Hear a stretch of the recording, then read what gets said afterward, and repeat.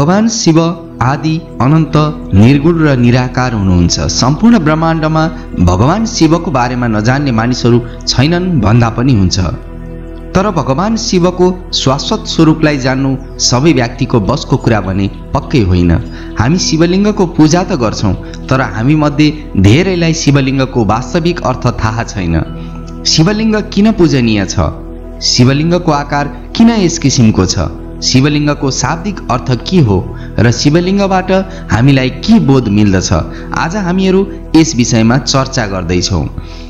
धेरै मानिसहरू शिवलिङ्गको अर्थलाई गलत रूपमा व्याख्या गरी मानिसहरूलाई भ्रमित गरिरहेका छन्। तर सबैभन्दा आश्चर्यको कुरा त के छ भने यस किसिमको गलत व्याख्या गर्ने षड्यन्त्रमा सनातन विरोधी व्यक्तिहरू लाग्ने गरेका छन्।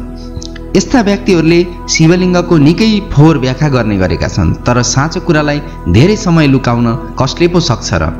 आजबाट तपाईलाई शिवलिङ्गको वास्तविक अर्थ र रहस्य थाहा हुनेछ।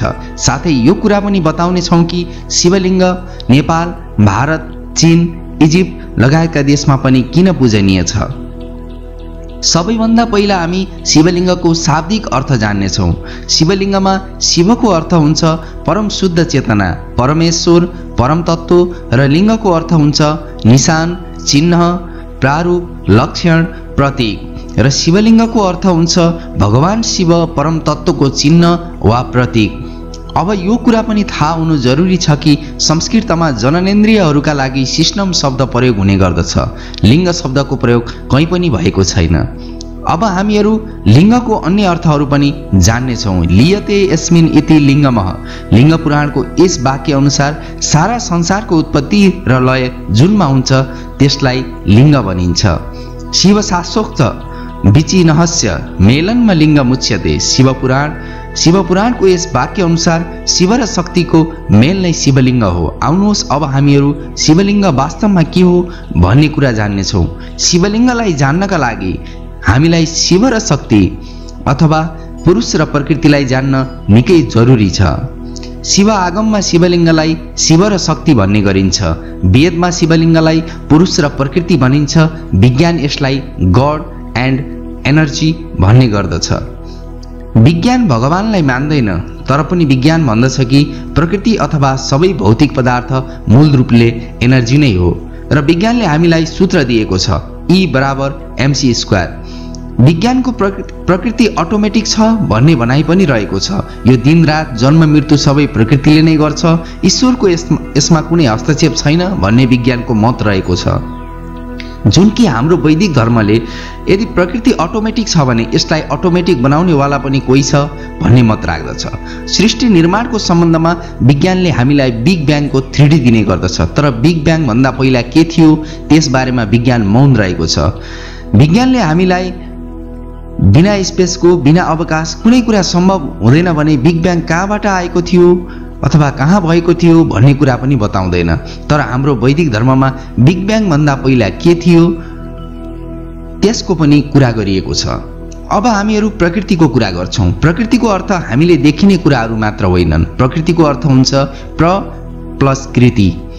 कृति भन्दा पहिला, बिफोर क्रिएसन अथवा सृजना भन्दा पहिलाको अवस्थालाई नै प्रकृति भनिन्छ। प्रकृतिमा सबै कुरा सृजना गर्ने क्षमता थियो। जे चाह्यो पैदा गर्न सक्दथ्यो। त्यसैले प्रकृतिलाई सर्वगर्भाय भन्ने गरिन्छ। जो पनि संसारमा उत्पन्न हुनेछ त्यो प्रकृतिबाट नै उत्पन्न हुनेछ। जुन चिज जहाँ छैन त्यहाँबाट उत्पन्न हुन सक्दैन। Out of nothing is produce.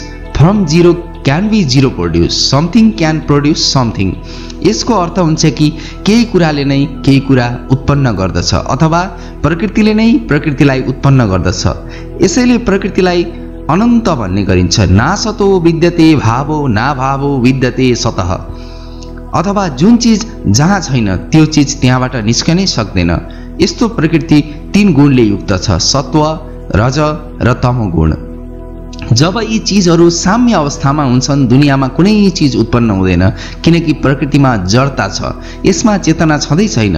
कुनै चीज उत्पन्न हुनका लागि प्रकृतिमा चेतनता हुनु जरुरी छ र यो चेतनता पुरुष तत्त्वले उत्पन्न गर्दछ। पुरुष अथवा शुद्ध चेतना जसलाई हामी शिव तत्त्व भन्दछौँ र यस पुरुषमा जडता छैन, भौतिकता छैन, न त यसमा कुनै परिवर्तन हुन सक्छ न त कुनै बदलाव आउन सक्छ।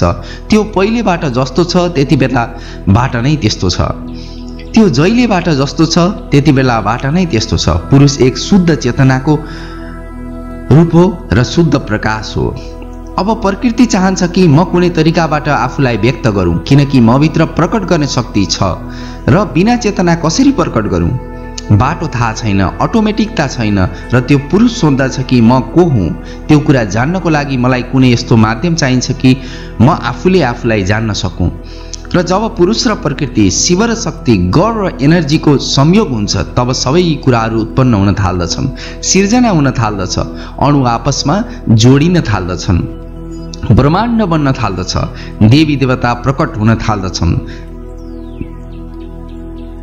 जीव सृष्टिले जन्म लिन थाल्दछ, दिन र रात हुन थाल्दछ र यो सारा सृष्टि अटोमेटिक स्वचालित बन्न थाल्दछ र यसलाई अटोमेटिक बनाउने उही पुरुष शिव तत्त्व हो। पुरुष र प्रकृति, शिव र शक्तिलाई साङ्केतिकरण गर्नका लागि, चिन्हित गर्नका लागि शिवलिङ्गको सिर्जना भयो। अब यो कुरा पनि याद हुनु जरुरी छ कि शिव कुनै व्यक्ति होइन जुन यो सृष्टिमा कहीँ निवास गरिरहेका छन्। शिव चेतनाको परम अभिव्यक्ति हो जसको अगाडि कुनै विभाज्यता छैन, एक अस्तित्वहीन अस्तित्व, नाम र रूपभन्दा परको अस्तित्व र यस निर्गुण अनन्त शुद्ध चेतनालाई शिवलिङ्गको माध्यमबाट दर्शाउने गरिन्छ। शिव निर्गुण ब्रह्मको प्रतीक हुन् र शङ्कर सगुण ब्रह्मको प्रतीक हुन्। अब हामीहरू जान्नेछौँ कि शिवलिङ्गको आकार किन यस्तो छ। शिवलिङ्ग शिव र शक्ति, पुरुष र प्रकृतिको मिलनको प्रतीक हो। अब प्रकृतिलाई हामी कसरी सङ्केत गर्न सक्दछौँ त? यदि प्रकृतिलाई वनस्पतिको रूपमा दर्शाउँछौँ भने प्राणी र अन्य सबै छुट्नेछन्। यदि हामी प्रकृतिलाई मनुष्यको रूपमा दर्शाउँछौँ भने प्रकृतिलाई पूर्ण रूपमा दर्शाउन सकिँदैन, किनकि प्रकृति अनन्त छ र यस अनन्त प्रकृतिलाई दर्शाउनको लागि लिइने प्रतीक पनि विशाल हुनु जरुरी छ, जस्तो कि ग्यालेक्सी वा ब्रह्माण्ड जस्तो। कि प्रकृतिलाई ब्रह्माण्डको रूपमा दर्शाउनु एकदम सटिक मान्न सकिन्छ, किनकि त्यसमा प्रकृतिका सबै तत्त्व सामेल हुने गर्दछन्।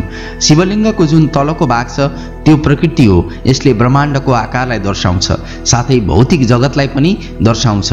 अब शिवलिङ्गको माथिल्लो भाग किन यस्तो बनाइएको छ त भन्दा आज पनि हामीहरू परम तत्त्वलाई दर्शाउँदा त्यसलाई एउटा ज्योतिको रूपमा दर्शाउने गरिन्छ र यस परम तत्त्व शिव तत्त्वलाई ज्योति रूपको अलावा कुनै रूपमा दर्शाउन सकिँदैन र शिवका जुन प्रमुख स्वयम्भू लिङ्गहरू छन् तिनीहरूलाई पनि ज्योतिर्लिङ्ग नै भन्ने गरिन्छ र श्वेत ज्योति स्वरूप भएका कारण भगवान शिवलाई कर्पूर गौरम अथवा कपूर जस्तो गोर वर्णका भन्ने गरिन्छ। जब शिव र शक्तिको यस रूपलाई पत्थरमा कुदियो तब शिवलिङ्गको आकार अगाडि आएको हो। अब हामी जान्नेछौँ कि शिवलिङ्ग किन पूजनीय छ र शिवलिङ्गबाट हामीलाई के बोध मिल्दछ। शिवलिङ्ग भगवान शिव र माता आदिशक्तिको प्रतीक हुनुको साथै शिव र शक्तिभन्दा भिन्न कुनै पनि चिज हुन सक्दैन र सबै देवी देवता ब्रह्मा विष्णु र शङ्कर शिवलिङ्गमा नै समाहित छन् भन्ने कुराको पनि बोध दिने गर्दछ। शिवलिङ्गको पूजा गर्नाले सबै देवी देवताको पूजन हुने गर्दछन्।